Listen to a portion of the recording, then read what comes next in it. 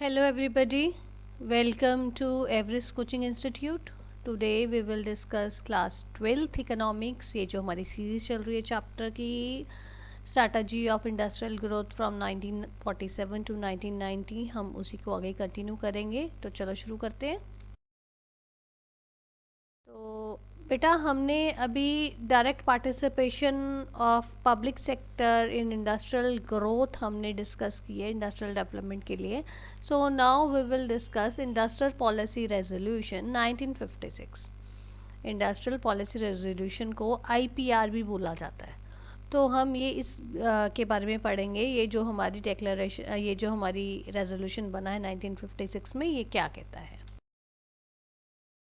Industrial policy resolution 1956, यहीं पे मैं आपको बता रही हूँ. इंडस्ट्रियल पॉलिसी रेजोल्यूशन को हम IPR, capital I capital P capital R, वो भी बोलते हैं.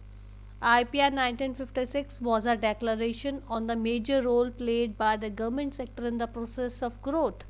अब जैसे हमने अभी डिस्कस किया है कि direct participation of the state is required for the industrial development of the country. So for this purpose, IPR 1956 it declared the major role of the government which is required to be played by the government in the process of industrial growth. The objective of social and economic policy in India was the establishment of socialist pattern of the society. As you already know, beta, India is a socialist pattern of economy. It is achieving mixed economy in which where both public and private sector go hand in hand. So in this IPR 1956, the main role of the government was there they had to participate in the industrial growth of the economy, industrial development of the economy. For that purpose, government needs to participate in that. So we have to establish a socialist pattern of the society. Socialist pattern of the society, as we have already discussed, public participation is there. There is no private sector, all is public sector. So to boost the public sector in the economy, so it was decided in IPR 1956 that government should participate in it. Government should play a major role in the economic development of the economy, in the industrial growth of the economy. So what it provided, what IPR provides, it provides more powers to the governmental machinery. Governmental machinery means public sector was given more priority for the growth rather than the private sector. The main reason behind this is to boost the economy or to boost the industrial sector in all the regions of the economy, not only in the developed sector but also in the backward areas, in the and remote areas, because private entrepreneurs always try to develop their venture, to establish their venture in the developed areas, because in the developed areas they will get more profits and the infrastructure is there and they need not to invest more in that purpose. But in the remote areas they will have to invest more in that area for its development. So government plays an important role in it. IPR decided that government should participate and it gives more powers to the government for the industrial development. ठीक है. Now in IPR, what was there? The basically IPR या Industrial Policy Resolution 1956, उसमें basically there were three main key points. Three main key points were industrial sector की बात करें हम सिर्फ, क्योंकि IPR was only related to industries. So three main key points are there. There is threefold classification of industries. Industries were classified on three main bases. हम लोग detail में discuss करेंगे अभी. Then industrial licensing and industrial concession, these three things were the main elements of the IPR. ठीक है. अगर आपको paper में वन वर्ड क्वेश्चन या वन वर्ड तो नहीं, ऑब्जेक्टिव टाइप क्वेश्चन या 1 मार्क क्वेश्चन आ जाता है, व्हाट आर द मेन की एलिमेंट्स, या उसमें से कोई एक एलिमेंट दिया हुआ है, पूछ सकते हैं कि इंडस्ट्रियल लाइसेंसिंग IPR का एलिमेंट था, मेन इंडस्ट्रियल कंसेशन था, या थ्री-फोल्ड क्लासिफिकेशन ऑफ इंडस्ट्रीज थी. ठीक है. तो इस टाइप से ही आपको क्वेश्चन आएंगे कॉन्सेप्ट्स के ऊपर. तो तो अब हम इनको डिटेल में डिस्कस करते हैं. Number one, 3-4 classification of industries. The basically 3-4 classification means the industries are classified in three main areas. The three main bases were public sector, private sector and public and private sector. देखो public sector क्यों, क्योंकि उस time the main motive of the government was to establish the socialist pattern of the economy to boost the public sector. So many industries were marked only for public enterprises, for the government, and private enterprises were not allowed to enter in that field. Then comes private sector, like there मैंने पहले we have already discussed about Tata and Birla were the established industrial houses, so they were also running their industries. So private sector will go in hand. Public sector is there, private sector is also there. So third classification is public sector and the private sector. Public sector and private sector जो है वो इसलिए किया गया था to because India is an mixed economy where both public and private sector go hand in hand. दोनों साथ के साथ चलते हैं. Private sector is also there and public sector is also there. So these were three main classifications, right. Now next, industrial licensing. Industrial licensing में IPR laid many regulations, rules and regulations for the private sector. Public sector के लिए तो नहीं है because it is in the hands of the government, right? So private sector can establish the industries in the economy. For that the industrial licensing is required. Industries in the private sector needs a license from the government for the establishment. It means that everybody cannot start its business. The private sector can start their business only if they get the license from the government.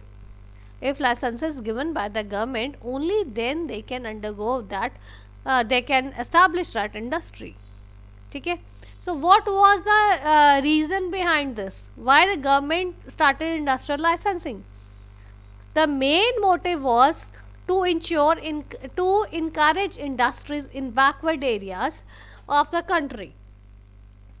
Like main motive was not only to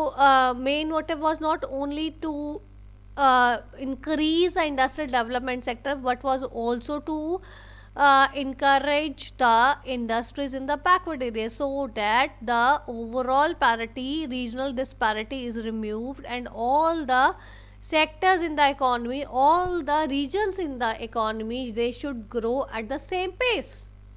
Okay? So for that purpose the industrial licensing was introduced, and these licenses were liberally issued. If the private entrepreneurs wanted to set up their industry in the backward areas, and there was some restrictions if they want to set up their industries in the developed regions, because as I have already told you, the backward areas, they need to be developed. Infrastructure facilities, all the facilities need to be developed, and if any private entrepreneur wants to establish its business in the remote areas, or you can say backward areas, in that case licenses were issued liberally. So because if they will start their business in that area, obviously their infrastructure will be developed, and the social status of the people will grow over there. Okay? And licenses was needed not only for establishing a new enterprise. ये नहीं है कि private sector ने अगर नया enterprise शुरू करना है, only then they need to get a new license from the government, but they also need the license from the government for expanding their production capacity. The industries which are already in the private hands, if they want to increase their production capacity, then they need to get the license from the government as per IPR 1956. This was basically done to promote social welfare rather than profit motives, because India being Now India is a developing economy, but at the time of independence it was a backward and stagnant economy. So steps were taken by the government to increase the GDP of an economy. For that purpose, the government not only wants the income to be earned but also the social welfare of the economy. So to increase both social welfare and the profits, both to move at the same pace, so both should grow at the same pace. For that purpose, industrial licensing was introduced in IPR 1956. This was the second main element of IPR 1956. Now, third main element of IPR 1956, that is industrial concessions. Industrial concessions में tax concessions were given to the private entrepreneurs, because if no concessions are given to the private entrepreneurs, they will not be induced to invest in the private venture. So tax concessions were given to the private entrepreneurs for setting up the industries in the backward areas. Nobody wants to set up the business in backward areas, as nothing is there. Purchasing power of the people is very low. So to boost the private entrepreneurs to set up their business in the remote areas, in the backward areas of the country, tax concessions were given by the government for the entrepreneurs who want to set up their enterprises in the private sector, in the backward areas. So what these tax concessions were given, what industrial concessions were given, these were basically tax holiday and the subsidized power supply. Tax holiday, what does this mean? Tax holiday means कि freedom from payment of the tax for some time, for many a times. What happens, the private entrepreneurs which are being established in the in the backward areas, for this they were exempted to give tax to the government, but not in all the cases, but in some cases. Okay.